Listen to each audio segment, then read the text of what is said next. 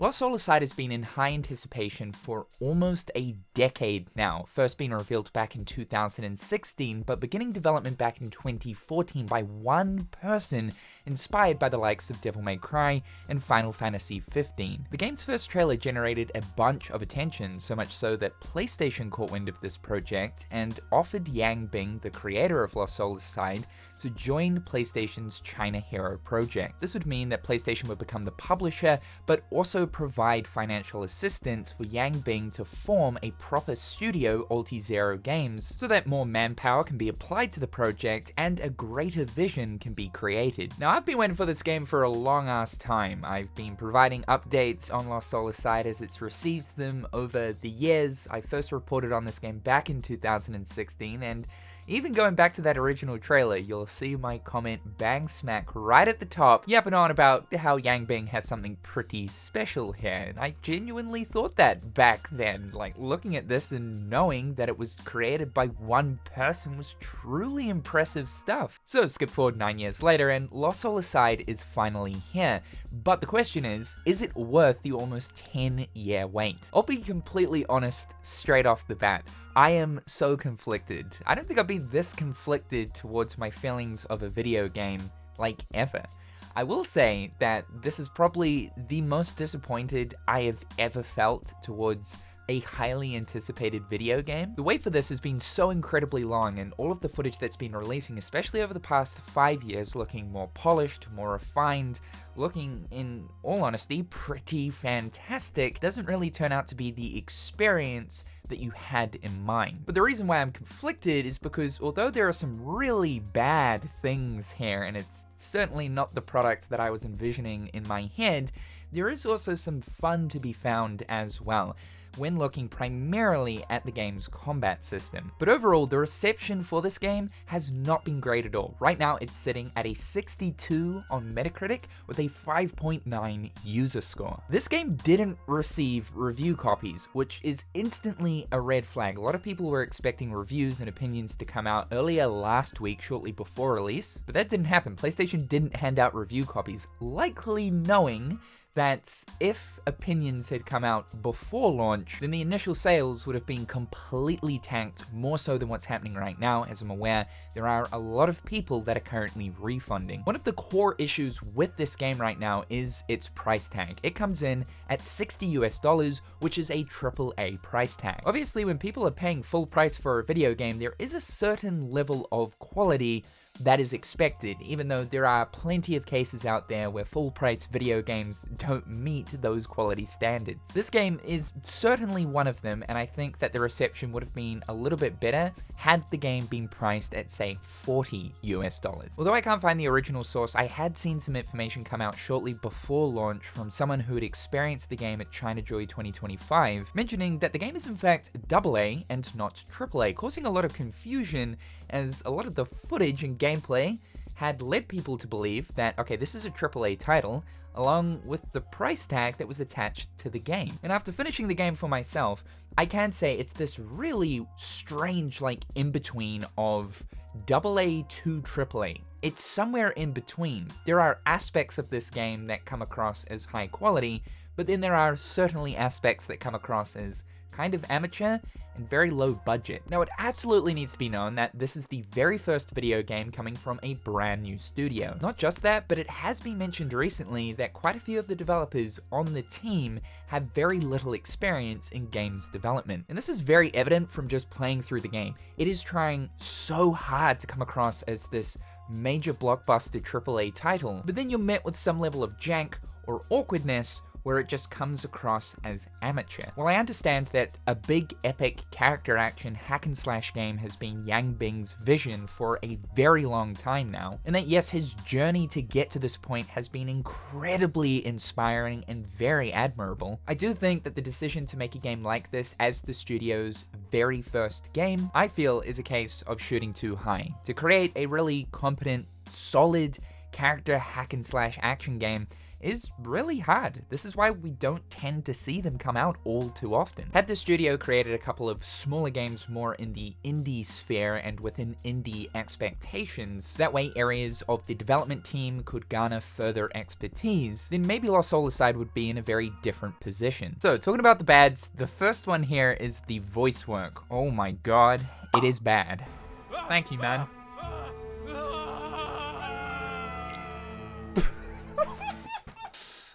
Oh man. Oh yeah, What? Why should I listen to you? You want to get out of this place and back to the surface, don't you? You're right. I do. Can't beat going underground for some top-quality, shady dealings. I've heard even the Empire big shots have been cooking up something crazy. this guy sounds like an Oblivion NPC. For I am eternal. We'll test that theory.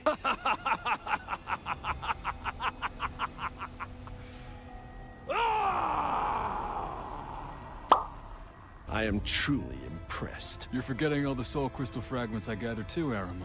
Ah, your pathetic efforts are for nothing. Understanding, of course, that the game's writing in native language is Chinese, and that yes, the experience is actually a lot better when you change the game's language to Chinese or even Japanese here. But the English VA work is just, oh my god.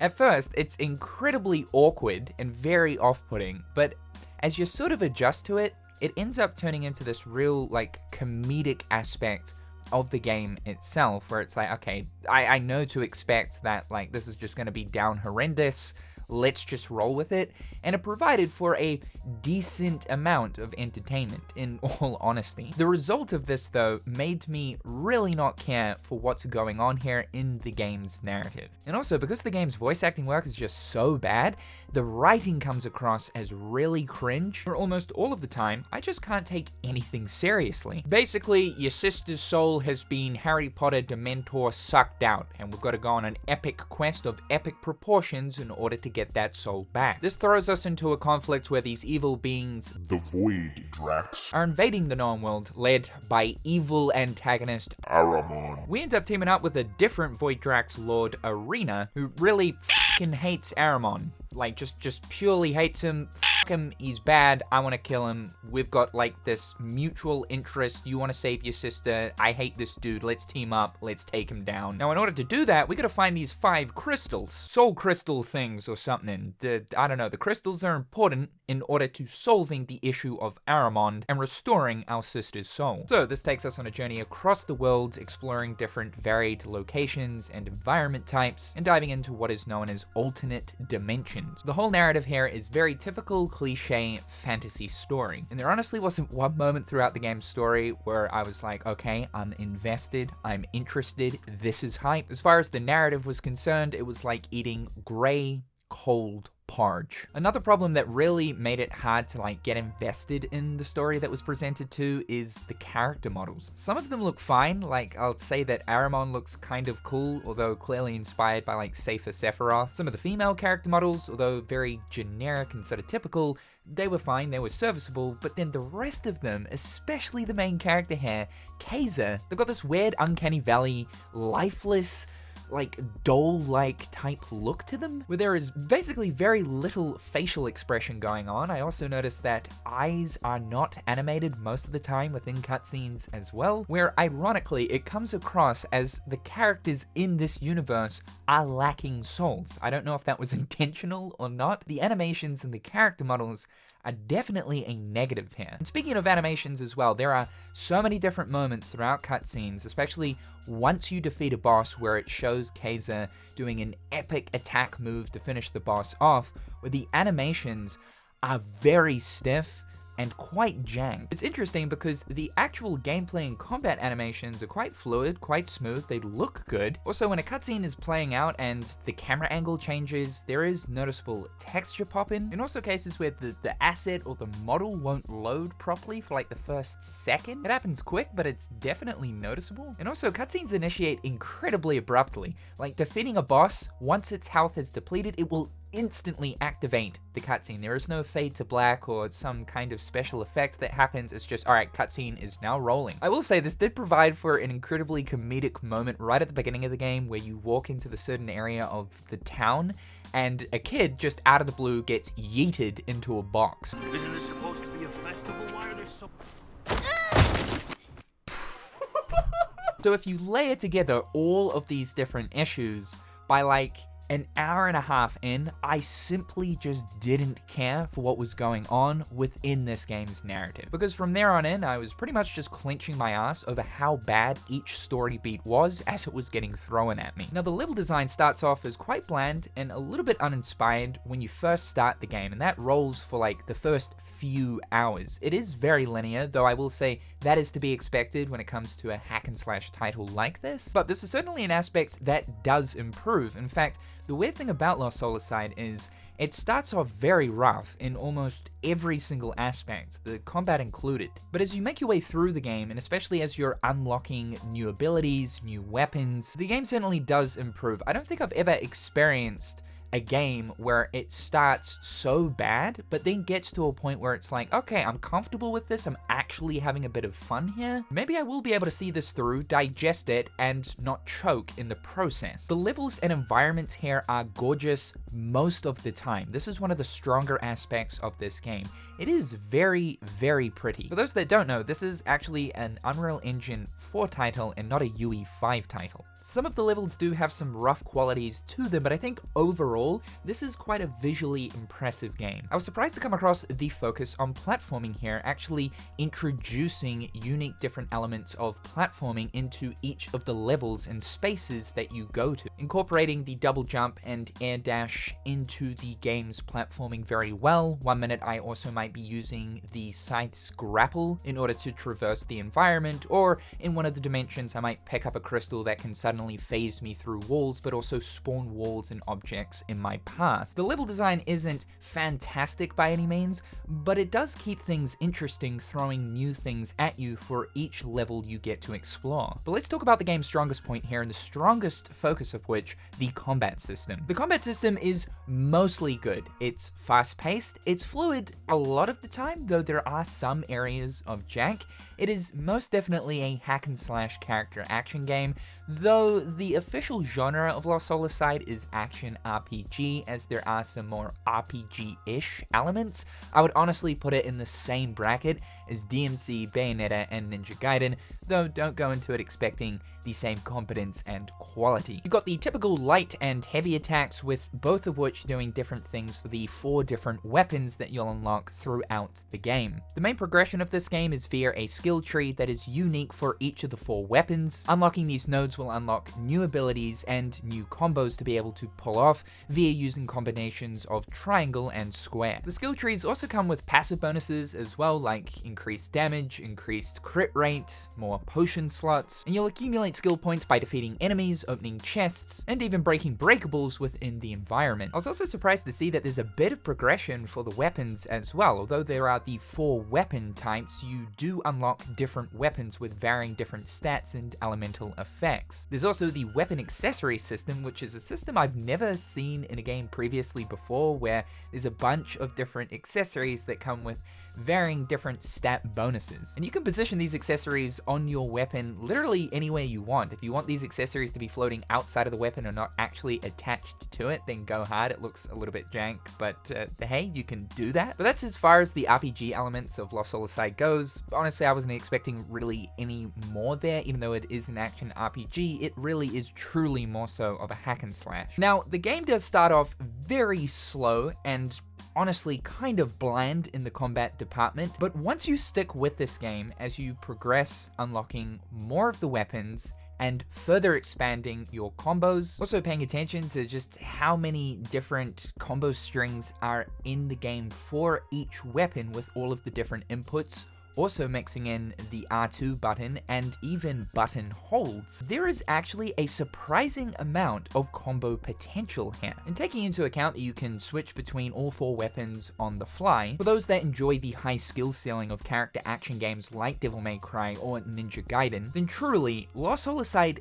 does offer this. And while so many other areas of this game lacks very hard, it's apparent to me that the devs did do their homework on what makes a hack and slash like this fun. All 4 of the weapons here are very fun to use and all offer different playstyles. So mixing and matching the playstyles of all of the different weapons into unique combo strings is a lot of fun to pull off. Of course, we do have a perfect dodge and perfect block system. The game does use a stamina system, and this stamina can be increased as you make your way through. It is interesting that they decided to put a stamina system here in the game because it does replenish fairly quickly. I suppose it's to stop people from spamming dodge, though you can pretty much do that anyway, so I'm unsure as to why stamina is even a thing. But the dodge system feels fine enough. I started off not really liking it because I don't know how to really describe it, but there's an element of it that initially didn't feel fluid.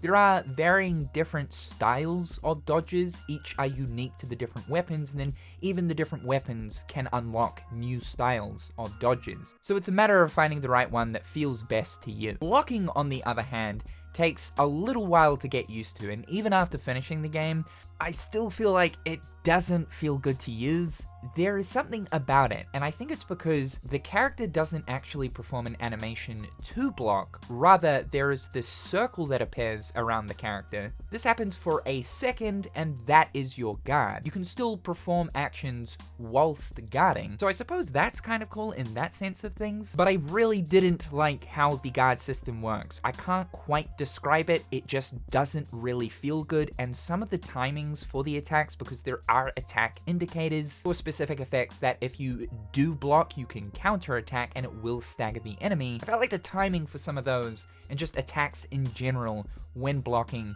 feels a bit off. There is one major problem though that I do have with this combat system, and that is the weightiness, the impact, the feel to connect with enemies. Now this is something that the devs are aware of, and they are currently working on a patch to further improve the feeling of the combat experience in this game. So that's a good thing. This is another thing that's kind of hard to describe, and I suppose it's because we're coming from a place where we've experienced games like Bayonetta or DMC, where it feels really good to engage in combat in those games. There's a certain level of weightiness to them. But oftentimes, this game doesn't feel like it's got much impact, where when you are attacking, it feels like you're slapping around a soggy cardboard box. The combat sound effects are attributed to this, and this is one of the things that the devs are going to be improving, is the combat sounds, so that there is this greater sense of punchiness when you are attacking things. You do end up adjusting to this, but it is something that I feel like can be further refined, and it's good to know the devs are aware of it. One other thing I really hope the devs add in is the option to disable Arena's battle quotes. Yeah, this guy just doesn't shut the fuck up when you're engaged in combat. Constantly cycling between like about 5 or so battle quotes, repeating the same nonsense over and over and over again. It gets so mundane. Some of the boss fights in the game were a little bit underwhelming, but then we also had some fights too that were kind of cool, quite epic in some senses, and were visually pretty impressive. I didn't really find the game to be overly too challenging though. There was maybe one boss there where I died 3 times. You should know though that you can't select the difficulty upon starting the game. You'll have to finish the game first